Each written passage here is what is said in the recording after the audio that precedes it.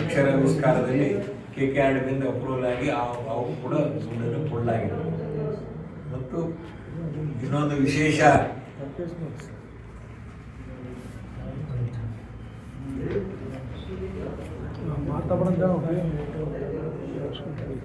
ಈ KKRDಬಿಯಿಂದ ಪ್ರಗತಿ ಪಥ 1,000 ಕಿಲೋಮೀಟರ್ ಅಂದಾಜಿನಲ್ಲಿ ಗ್ರಾಮೀಣ ಅಭಿವೃದ್ಧಿ ಇಲಾಖೆಯಿಂದ ಪ್ರಿಯಾಂಕ ಖರ್ಗೆ ಮಾನ್ಯ ಮಂತ್ರಿಗಳು ಬಹಳಷ್ಟು ಮುತುವರ್ಜಿ ವಹಿಸಿ ಹೆಚ್ಚಿನ ಶ್ರಮ ವಹಿಸಿ ಮುಖ್ಯಮಂತ್ರಿಗಳ ಜೊತೆಗೆ ಮತ್ತು KKRDಬಿ ಅಧ್ಯಕ್ಷರ ಜೊತೆಗೆ ಚರ್ಚೆ ಮಾಡಿ ಒಂದೊಂದು ತಾಲೂಕಿಗೆ 70ರಿಂದ 100 ಕಿಲೋಮೀಟರ್ ಅಂದಾಜು ಗ್ರಾಮೀಣ ರಸ್ತೆಗಳನ್ನು ಅಭಿವೃದ್ಧಿಪಡಿಸಬೇಕು ಎಂಬ ವಿಚಾರದಲ್ಲಿ ಅದಕ್ಕೂ ಕೂಡ ಮಂಜೂರಾತಿ ಕೊಟ್ಟು ಈಗಾಗಲೇ ಪ್ರಸ್ತಾವನೆಗಳನ್ನು ರಾಜ್ಯ ಸರ್ಕಾರ ಕಳಿಸಿಕೊಟ್ಟಿದ್ವಿ.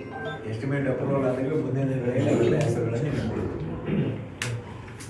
ಇಷ್ಟು ಈ ವರ್ಷದ ಆಗಿರ್ತಕ್ಕಂಥ ಈ 4-5 ತಿಂಗಳಲ್ಲಿ ಆಗಿರ್ತಕ್ಕಂಥ ಅಂಬಾಮಠದ್ದು 4 ಪಥಗಳ ರಸ್ತೆ, ಒಂದು ಕಡೆ ಡಾಂಬರೀಕರಣ, ಇನ್ನೊಂದು ಕಡೆ 5 ಕೋಟಿ ಅಂದಾಜಿನಲ್ಲಿ KKRDಬಿಯಿಂದ ಗೊಬ್ಬರಕಲ್ಲಿಂದ ಅಂಬಾಮಠ ದೇವಸ್ಥಾನದವರೆಗೂ ಕೂಡ 4 ಪಥಗಳ ರಸ್ತೆ ಅದನ್ನು ಕೂಡ ಮಾಡಾಗಿದೆ.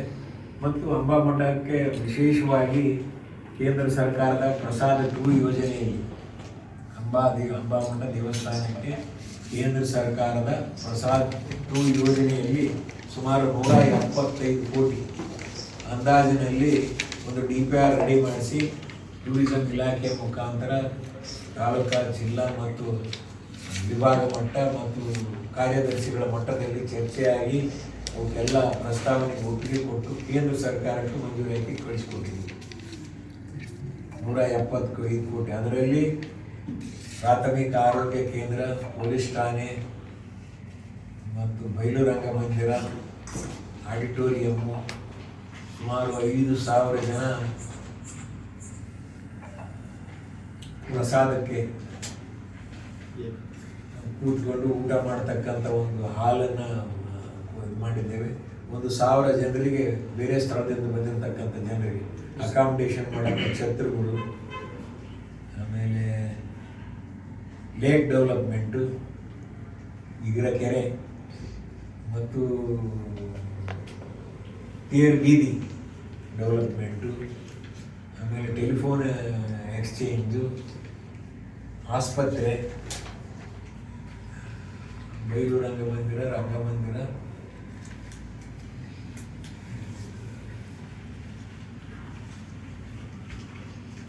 DPRನಲ್ಲಿ ಇಷ್ಟು ಯೋಜನೆಗಳನ್ನು ಸೇರಿಸ್ಕೊಂಡು DPR ಮಾಡಿ ಕೇಂದ್ರ ಸರ್ಕಾರಕ್ಕೆ ಮಂಜೂರಾತಿ ಕೊಟ್ಟಿವಿ. MP ಗಳಿಗೂ ಅದಕ್ಕೆ ಒಂದು ಪತ್ರ ಹಾಕಿದ್ದೀವಿ. 3 MP ಅವ್ರ ಸಹಾಯ ಸಹಕಾರ ಪಡ್ಕೊಂಡು ಎಲ್ಲರೂ ತಿಳ್ಕೊಂಡು ಅನುಮೋದನೆ ಮಾಡಿಸ್ತಕ್ಕಂಥ ಪ್ರಯತ್ನ ಮಾಡ್ತಾ ಇದ್ದಾರೆ. ಕೃಷಿ ಮಂತ್ರಿಗಳ ಜೊತೆಗೆ ಮಾತಾಡಿ, ಆಹಾರ ಮಂತ್ರಿಗಳ ಜೊತೆಗೆ ಮಾತಾಡಿ, ನಮ್ಮ 6 ಜನ ಕ್ಯಾಬಿನೆಟ್ ಉಪ ಸಚಿವ ಸಂಪುಟದ ಸಚಿವರ ಜೊತೆಗೆ ಚರ್ಚೆ ಮಾಡಿ ಮೀಟಿಂಗ್ ನಡೆಸಿ, ಆ ಮೀಟಿಂಗ್ನಲ್ಲಿ ಅಡ್ವಾನ್ಸ್ ಸಲ ಏನು ತೊಂದರೆ ಆಗಿತ್ತು, ಆ ತೊಂದರೆ ಆಗಬಾರ್ದೆಂಬ ಉದ್ದೇಶದಿಂದ ರೈತರು ಬೆಳೀತಕ್ಕಂಥ ಜೋಳ ಬೆಳೀತಕ್ಕಂಥ ರೈತರಿಗೆ ಈ ವರ್ಷ ಯಾವುದೇ ತೊಂದರೆ ಆಗದ ರೀತಿಯಲ್ಲಿ ಈ ಗೋಣಿ ಚೀಲ ಖರೀದಿ ಮಾಡ್ತಕ್ಕಂಥ ವಿಚಾರ ಮತ್ತು ರಿಜಿಸ್ಟ್ರೇಷನ್ ನೋಂದಾಣಿಕೆ ಮಾಡ್ತಕ್ಕಂಥ ವಿಚಾರ, ಆಮೇಲೆ ಖರೀದಿ ಕೇಂದ್ರಗಳನ್ನು ಪ್ರಾರಂಭ ಮಾಡ್ತಕ್ಕಂಥ ವಿಚಾರ, ಇವೆಲ್ಲದಕ್ಕೂ ಕೂಡ ಕ್ಯಾಬಿನೆಟ್ ಸಬ್ ಕಮಿಟಿಯಲ್ಲಿ ಡಿಸೈಡ್ ಮಾಡಿ ಟೆಂಟೇಟಿವ್ ಆಗಿ ಕ್ಯಾಲೆಂಡರ್ ಆಫ್ ಇವೆಂಟ್ಸನ್ನು ಡಿಕ್ಲೇರ್ ಮಾಡಿಬಿಟ್ಟಿದ್ದಾರೆ, ಪ್ರೊಸೀಡಿಂಗ್ ಮಾಡಿದ್ದಾರೆ. ಅದಕ್ಕೆ ಹಾಕಿ ಒಂದು ತರಬೇಕಾಗಿತ್ತು, ತಂದಿಲ್ಲ. ಮನೆಯಿಂದ ವರ್ಷಗಳಿಂದ ಸಿಂಧನೂರು ತಾಲೂಕಿನ ಜನತೆ ಅದು ವಲಸೆ ಬಂದಿರತಕ್ಕಂಥ ಕಂದಾಯ ಗ್ರಾಮಗಳನ್ನಾಗಿ ಮಾಡತಕ್ಕಂಥ ನಿಟ್ಟಿನಲ್ಲಿ ನೆನೆಗುದಿಬಿಟ್ಟಿದ್ರು ಎಲ್ಲ ಯೋಜನೆಗಳು. ಅವಕ್ಕೆಲ್ಲವೂ ಕೂಡ ಒತ್ತು ಕೊಟ್ಟು ಚಾಲನೆ ಕೊಟ್ಟು ಸುಮಾರು 25 ಪ್ರಸ್ತಾವನೆಗಳಲ್ಲಿ 15 ಪ್ರಸ್ತಾವನೆಗಳು ಈಗಾಗಲೇ ತಾಲೂಕು ಆಡಳಿತ ಮತ್ತು ಜಿಲ್ಲಾ ಆಡಳಿತದಿಂದ ಕಂದಾಯ ಕಾರ್ಯದರ್ಶಿಗಳಿಗೆ ಫೈನಲ್ ನೋಟಿಫಿಕೇಶನ್ ಅಧಿಸೂಚನೆ ಸರ್ಕಾರದ ಆದೇಶ ಹೊರಡಿಸಲು ಪ್ರಸ್ತಾವನೆಗಳು ಈಗಾಗಲೇ ಕಾರ್ಯದರ್ಶಿಗಳ ಟೇಬಲ್ ಮೇಲೆ ಆದೇಶಕ್ಕಷ್ಟೇ ಸೀಮಿತವಾಗಿ ಉಳಿದ ಹಬ್ಬಗಳಿಗೆ ಅದರ ಆದೇಶ ಆಗುತ್ತೆ. ಅಧಿಸೂಚನೆ ಅಂದರೆ ಸರ್ಕಾರದ ಆದೇಶ, ಅಧಿಸೂಚನೆ. ಅದರಲ್ಲಿ ರಾಮರೆಡ್ಡಿ ಕ್ಯಾಂಪ್,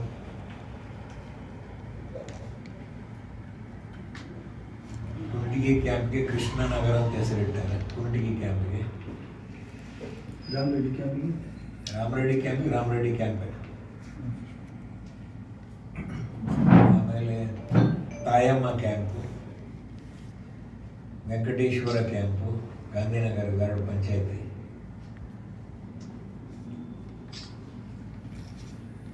ಗೌರಿನಗರ ವೆರಬಾಳ್ ಕ್ಯಾಂಪಿಗೆ, ಗೌರಿನಗರ ವೆರಬಾಳ್ ಕ್ಯಾಂಪಿಗೆ. ಆಮೇಲೆ ವೆರಬಾಳ್ ಪಂಚಾಯತ್ ವ್ಯಾಪ್ತಿಯಲ್ಲಿ ಮೂಲಿಗಿರಿ ಕ್ಯಾಂಪ್, ಅದು ಅಧಿಸೂಚನೆ ಹೋಗಿದೆ. ಚನ್ನಹಳ್ಳಿ ಪಂಚಾಯತ್ ವ್ಯಾಪ್ತಿಯಲ್ಲಿ ಗಣೇಶನಗರ, ಗಣೇಶ್ ಕ್ಯಾಂಪ್ಗೆ. ಇನ್ನೊಂದು ಚನ್ನಹಳ್ಳಿ ಪಂಚಾಯತಿಯಲ್ಲಿ ದೇವಿನಗರ ಅಂತಲೇ ಹೆಸರಿಟ್ಟಿದ್ದಾರೆ. ದೇವರೂಡಿ ಪಂಚಾಯತ್ ವ್ಯಾಪ್ತಿಯಲ್ಲಿ ಬರುವ ಗೀತಾ ಕ್ಯಾಂಪ್ಗೆ ಗೀತಾನಗರ ಅಂತ ಹೆಸರಿಟ್ಟಿದ್ದಾರೆ. ಇನ್ನೊಂದು ದೇವಿನಗರದ ದೇವರಗುಡಿ ಪಂಚಾಯತ್ ವ್ಯಾಪ್ತಿಯಲ್ಲಿ ಬರುವ ದೇವಿ ಕ್ಯಾಂಪ್ಗೆ ದೇವಿನಗರ ಅಂತ ಹೆಸರಿಟ್ಟಿದ್ದಾರೆ. ಇಲ್ಲ, ಗೀತಾನಗರ ಒಂದು, ದೇವಿನಗರ ಒಂದು. ಗೀತಾ ಕ್ಯಾಂಪ್, ದೇವಿ ಕ್ಯಾಂಪ್ ಬೇರೆ ಬೇರೆ. ಗೀತಾ ಕ್ಯಾಂಪು ಮತ್ತು ನಮ್ಮ ದೇವಿ ಕ್ಯಾಂಪು ಪಕ್ಕದಲ್ಲಿ 2 ದೇವರಗುಡಿ. ಅದು ದೇವಿನಗರ. ಚನ್ನಹಳ್ಳಿ ಪಂಚಾಯತ್ ದೇವಿ ಕ್ಯಾಂಪ್, ಇದು ದೇವಿನಗರ. ಇದು ದೇವರಗುಡಿ ಪಂಚಾಯತ್ ವ್ಯಾಪ್ತಿಯಲ್ಲಿ 2 ಗೀತಾ ಕ್ಯಾಂಪು ಮತ್ತು ದೇವಿ ಕ್ಯಾಂಪು. 2ಕ್ಕೂ ಗೀತಾನಗರ ಮತ್ತು ದೇವಿನಗರ ಅಂತ ಹೆಸರು. ಬಗಡದಿನ್ನಿ ಪಂಚಾಯಿತಿಯಲ್ಲಿ ಪ್ರಶಾಂತ ನಗರ ಅಂತ. ಬನೀನೂರು ಪಂಚಾಯತ್, ರಾಮನಾಳ್ ಪಂಚಾಯಿತಿಯಲ್ಲಿ ಕೊಪ್ಪಳ ಕ್ಯಾಂಪ್. ಬಗಡದಿನ್ನಿ ಕ್ಯಾಂಪು ಪ್ರಶಾಂತ ನಗರ. ಇದ್ರದ್ದು ರಾಮನಾಳ್ ಪಂಚಾಯತ್ ವ್ಯಾಪ್ತಿಯಲ್ಲಿ ಕೊಪ್ಪಳ ಕ್ಯಾಂಪು. ಆಮೇಲೆ ಬಸಾಪುರ್ ಕೆ ಪಂಚಾಯತಿಯಲ್ಲಿ ದುರ್ಗಾದೇವಿ ನಗರ, ದುರ್ಗಾ ಕ್ಯಾಂಪಿಗೆ ದುರ್ಗಾದೇವಿ ನಗರ ಅಂತ. ಆಮೇಲೆ ಬೆಳಗುರ್ಕಿಯಲ್ಲಿ ಬರ್ತಕ್ಕಂಥ ಬಸರಾಯೇಶ್ವರಿ ಕ್ಯಾಂಪ್ಗೆ ಬಸರಾಯೇಶ್ವರ ನಗರ ಅಂತ. ಕೂದಲಿನ ವ್ಯಾಪ್ತಿಯಲ್ಲಿ ಬರ್ತಕ್ಕಂಥ ರೈತನಗರ್ ಕ್ಯಾಂಪ್ಗೆ ರೈತನಗರ್ ಕ್ಯಾಂಪ್ ಅಂತ ಹೆಸರಿಟ್ಟಿದ್ದಾರೆ. ಇನ್ನು ರೌಡ್ಕುಂದದಲ್ಲಿ ಬರ್ತಕ್ಕಂಥ ರಾಮ ಕ್ಯಾಂಪ್ಗೆ ರಾಮನಗರ ಅಂತ. ಈ ರೀತಿ ಒಟ್ಟು 15 ಏನು ನೆನೆಗುದಿಗೆ ಭಾಳ ಸುಮಾರು 3-4-5 ವರ್ಷಗಳಿಂದ ನೆನೆಗುದಿದ್ದು ಎಲ್ಲದಕ್ಕೂ ಕೂಡ ಸಂಬಂಧಪಟ್ಟ ಸಭೆಗಳನ್ನು ಮಾಡಿ ಕಂದಾಯ ಇಲಾಖೆ ಮತ್ತು ಇವರೆಲ್ಲರನ್ನ ಸೇರಿಸಿ, ಪಂಚಾಯತಿಗಳು ಸೇರಿಸಿ, ಇವಕ್ಕೆಲ್ಲ ಅವ್ರು ಏನೇನು ಬೇಕು ಪೂರಕವಾದ ಕಾಗದ ಪತ್ರಗಳನ್ನು ಕೊಟ್ಟು ಅಂತಿಮ ಅಧಿಸೂಚನೆಗೆ ಕಾರ್ಯದರ್ಶಿ ಮುಂದೆ ಹೋಗಿದೆ. ಕಂದಾಯ ಕಾರ್ಯದರ್ಶಿಗಳು ಹಬ್ಬಗಳಿಗೆ ನೋಟಿಫಿಕೇಶನ್ ಮಾಡ್ತಾರೆ. ನಂಬರ್ 1 ಇದು ಭಾಳ ವರ್ಷಗಳಿಂದ. ಮತ್ತು ಉಳಿದಿರ್ತಕ್ಕಂಥ 6 ಏನಿದಾವ, ಒಟ್ಟು 25ರಲ್ಲಿ 6 ಉಳಿದಿರ್ತಕ್ಕಂಥ 6 ಏನಿದಾವ ಅವು ಪ್ರಿಲಿಮಿನರಿ ನೋಟಿಫಿಕೇಶನ್ ಇದ್ದಾವೆ. ಅದರಲ್ಲಿ ಲಕ್ಷ್ಮೀ ವೆಂಕಟರಮಣ ಕ್ಯಾಂಪು, ಮಾರುತಿ ನಗರ, ಮಲ್ಲದಗುಡ್ಡ ಬಂದು ವಿರುಪಾಪುರ ಪಂಚಾಯತ್ ಮಸ್ಕಿ ಕ್ಷೇತ್ರಕ್ಕೆ ಬರುತ್ತೆ. ಅಲ್ಲ, ಇವೆಲ್ಲ ಮಸ್ಕಿ ಕ್ಷೇತ್ರ ನಾನು ಹೇಳಂಗಿಲ್ಲ, ಅವ್ರ MLA ಅವರು ಹೇಳ್ತಾರೆ. ಸಾಸಲಮರಿ ಕ್ಯಾಂಪ್ನ ಶ್ರೀರಾಮನಗರ ಒಂದು ಬರುತ್ತೆ. ಸುಲ್ತಾನ್ಪುರದಲ್ಲಿ ವೆಂಕಟರಾಮನಗರ ಒಂದು, ಸೋಮಲಾಪುರದಲ್ಲಿ ವೆಂಕಟಾಪುರ ಒಂದು, ಹನುಮಾಪುರದಲ್ಲಿ ವಿಜಯನಗರ ಒಂದು, ಹೊಸಳ್ಳಿಯಲ್ಲಿ ಸತ್ಯನಗರ. ಇವು ಪ್ರಿಲಿಮಿನರಿ ನೋಟಿಫಿಕೇಶನ್, ಅಂದರೆ ನೆಕ್ಸ್ಟ್ ಫೈನಲ್ ನೋಟಿಫಿಕೇಶನ್. ಇದು ಕಂದಾಯ ಗ್ರಾಮಗಳಿಗೆ ಭಾಳ ವರ್ಷಗಳಿಂದ ಸಿಂಧನೂರು ತಾಲೂಕಿನಾಗಿರ್ತಕ್ಕಂಥ ಇವೆಲ್ಲದಕ್ಕೂ ಕೂಡ ಒಂದು ಅಂತಿಮ ಹಂತದ ಒಂದು ಮುದ್ರೆ ರಾಜ್ಯ ಸರ್ಕಾರದಿಂದ ಬಿದ್ದಿದೆ ಎಂಬ ಮಾತನ್ನು ಈ ಸಂದರ್ಭದಲ್ಲಿ ಹೇಳುವುದರ ಜೊತೆಗೆ, ಇನ್ನು ವಿಶೇಷವಾಗಿ ಈ ವರ್ಷ ಮುಖ್ಯಮಂತ್ರಿಗಳು 50 ಕೋಟಿ ರೂಪಾಯಿ ಅನುದಾನವನ್ನು ಶಾಸಕರ ಕೊಡ್ತಕ್ಕಂಥ ಪ್ರಸ್ತಾವನೆಗಳಿಗೆ ಮಂಜೂರಿಯಾಗಿ ಕೊಟ್ಟಿರ್ತಾರೆ. ಲೋಕೋಪಯೋಗಿ ಇಲಾಖೆಗೆ ಒಟ್ಟು 24 ಕೋಟಿ ಹಣ ನಮಗೆ ಕೊಟ್ಟಿರೋದು. ಸಿಂಧನೂರಿನಿಂದ ಹೆಡಿಗನಾಳವರೆಗೂ ರಸ್ತೆ, ಆ ರಸ್ತೆ ಸಂಪೂರ್ಣವಾಗಿ ಹಾಳಾಗಿ ಹೋಗಿದೆ. ಆ ರಸ್ತೆಯನ್ನು ಸಂಪೂರ್ಣವಾಗಿ ಅಗಲೀಕರಣ ಮಾಡಿ ಡಾಂಬರೀಕರಣ ಮಾಡೋದು. 2ನೇದು ದಡೇಸೂರು ಕ್ರಾಸ್ನಿಂದ ಅಲುಗ್ನೂರು ಕ್ರಾಸ್, ಆ ರಸ್ತೆ ಕೂಡ ಸಂಪೂರ್ಣವಾಗಿ ಹಾಳಾಗಿ ಹೋಗಿದೆ. ಆ ರಸ್ತೆಯನ್ನು ಕೂಡ ಡಾಂಬರೀಕರಣ ಮಾಡೋದು. ಮತ್ತು ಮೂರನೇದು ಸೋಮಲಾಪುರದಿಂದ ಅಂಬಾಮಠದವರೆಗೂ ರಸ್ತೆ ಮಧ್ಯದಲ್ಲಿ ಹಾಳಾಗಿದೆ. ಆಲ್ರೆಡಿ 4 ಪಥದ ರಸ್ತೆಗಳನ್ನು ಪುನರ್ ಡಾಮರೀಕರಣ ಮಾಡೋದು. ಇನ್ನೊಂದು ರಸ್ತೆ ನಮ್ಮ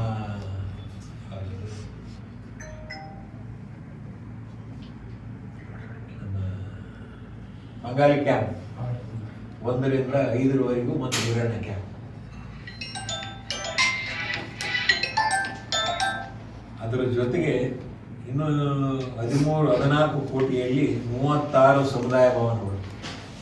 ಇದು 36 ಸಮಾಜದ ಎಲ್ಲ ಮುಖಂಡರ ಜೊತೆ ಚರ್ಚೆ ಮಾಡಿ ಆ ಸಮುದಾಯ ಭವನಗಳಿಗೆ ಆ ಸಮಾಜದ ಯಾರ್ಯಾರು ಜಾಗ ಕೊಟ್ಟಿದ್ದಾರೆ 36 ಸಮಾಜದ ಸಮುದಾಯ ಭವನಗಳಿಗೆ 25 ರಿಂದ 50 ಲಕ್ಷ ಕೋಟಿವರೆಗೂ ದುಡ್ಡು ಕೊಟ್ಟಿದೆ.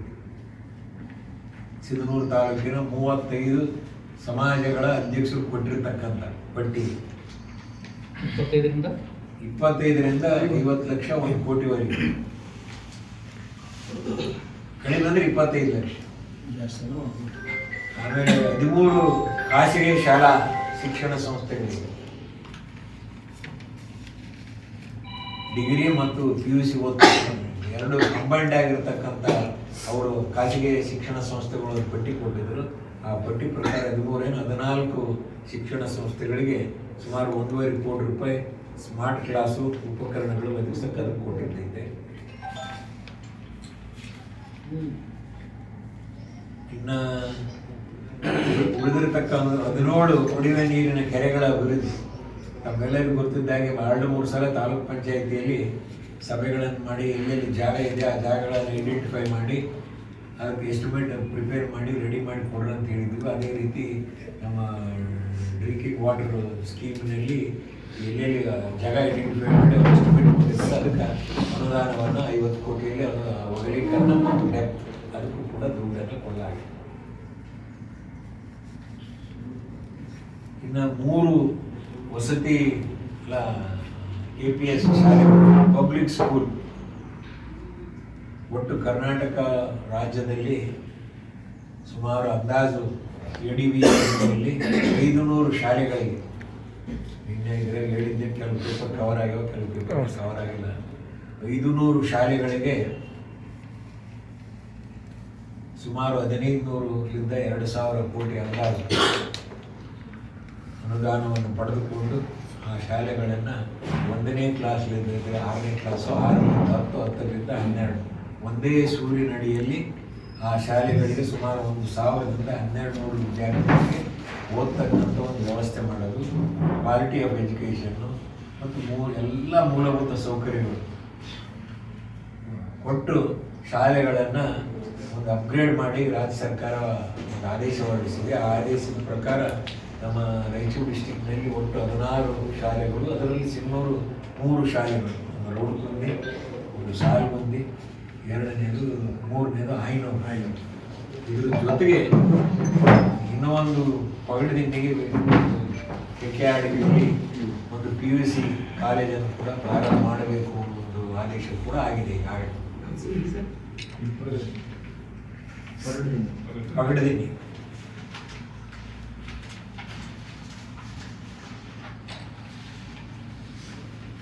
ಆಮೇಲೆ ಸುಮಾರು 9 ರಿಂದ 10 ಕೋಟಿ ಅಂದಾಜಿನಲ್ಲಿ KKRDBಯಲ್ಲಿ 25-26ನೇ ಸಾಲಿನಲ್ಲಿ ಹಿಂದುಳಿದ ವರ್ಗ ಮತ್ತು SC/ST ವರ್ಗದ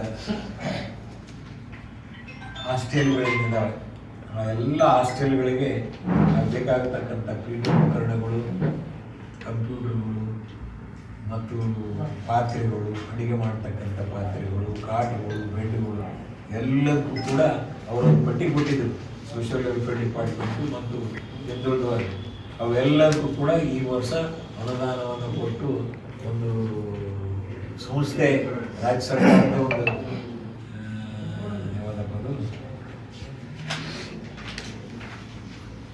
ಕರ್ನಾಟಕ ರಾಜ್ಯ ತೆಂಗು ನಾರಿನ ಸಹಕಾರಿ ಮಹಾಮಂಡಳ ಅವರಿಗೆ ಇದರ ಕಂಪ್ಲೀಟ್ ಎಂಟೈರ್ ಬರೀ ನಮ್ಮ ಜಿಲ್ಲೆ ಒಂದೇ ಅಲ್ಲ, ಎಲ್ಲ ಜಿಲ್ಲೆದವರು ಈ ಒಂದು ಸಂಸ್ಥೆಗೆ ಹಾಸ್ಟೆಲ್ಗಳಿಗೆ ಎಲ್ಲ ವಸ್ತು ಇದನ್ನು ಇದು ಮಾಡೋದಕ್ಕೆ ಇದು 4G ಕನೆಕ್ಷನ್ ಇದೆ. ಅವರು KKRDBಯಲ್ಲಿ ಎಲ್ಲ ತಾಲೂಕಿನಲ್ಲೂ ಕೂಡ ಈ ಸಂಸ್ಥೆಗೆ ಎಲ್ಲರೂ ಕೊಟ್ಟಿದ್ದಾರೆ. ಅದೇ ರೀತಿ ನಮ್ಮ ತಾಲೂಕಿನಲ್ಲಿ ಕೂಡ ಸುಮಾರು ಈ ಹಾಸ್ಟೆಲ್ಗಳ ಸಮಸ್ಯೆನೇ ಒಂದ್ಸರಿ ಬಗೆಹರಿಸ್ಕೊಳ್ಬೇಕಂತೆ ಎಲ್ಲ ಹಾಸ್ಟೆಲ್ಗಳಿಗೆ ಕಾಟು, ಬೆಡ್ಡು, ಪಿಲ್ಲು, ಅಡಿಗೆ ಪಾತ್ರೆಗಳು ಮತ್ತು ಬೇಕಾಗ್ತಕ್ಕಂಥ ಉಪಕರಣಗಳು, ಸಲಕರಣೆಗಳು ಎಲ್ಲವನ್ನು ಕೂಡ ಸುಮಾರು 9 ರಿಂದ 10 ಕೋಟಿ ರೂಪಾಯಿಯಲ್ಲಿ ಕೊಟ್ಟಾಗಿದೆ. ಸಿನ್ನೂರು ತಾಲೂಕು ಮತಕ್ಷೇತ್ರ. ಆಮೇಲೆ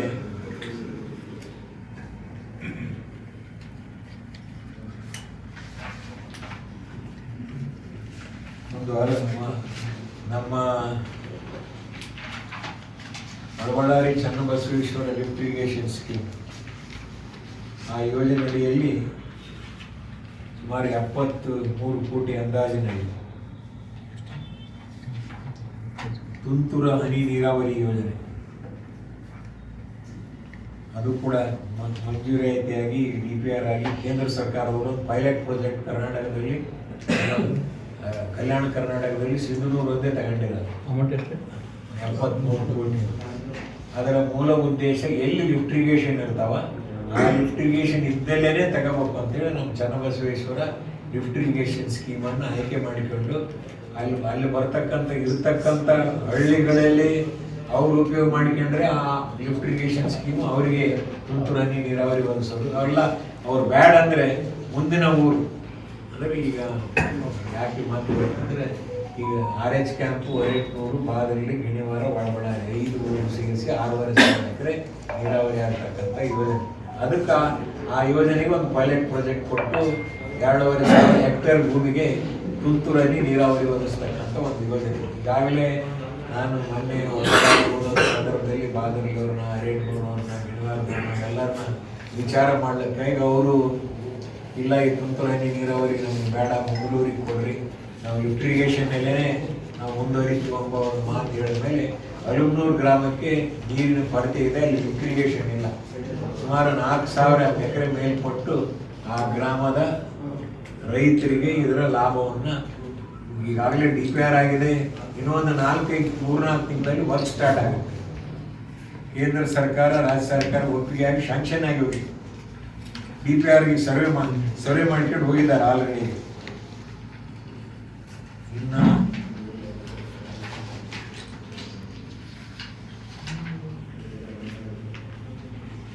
ಈ ವರ್ಷ ವಿಶೇಷವಾಗಿ ಶಿಕ್ಷಣಕ್ಕೆ ಹೆಚ್ಚು ಒತ್ತು ಕೊಟ್ಟು ಅಕ್ಷರ ಆವಿಷ್ಕಾರ ಯೋಜನೆಯಲ್ಲಿ ಸಿಂಧನೂರು ತಾಲೂಕಿನ ಪ್ರಾಥಮಿಕ ಮತ್ತು ಪ್ರೌಢ ಶಿಕ್ಷಣ ಶಾಲೆಗಳ ದುರಸ್ತಿಗೆ 81 ಶಾಲೆಗಳು, ಪ್ರಾಥಮಿಕ ಶಾಲೆಗಳಿಗೆ ಹಣವನ್ನು ದುರಸ್ತಿಗೆ ಕೊಟ್ಟಿದ್ದೇವೆ. ಮತ್ತು ಅದೇ ರೀತಿ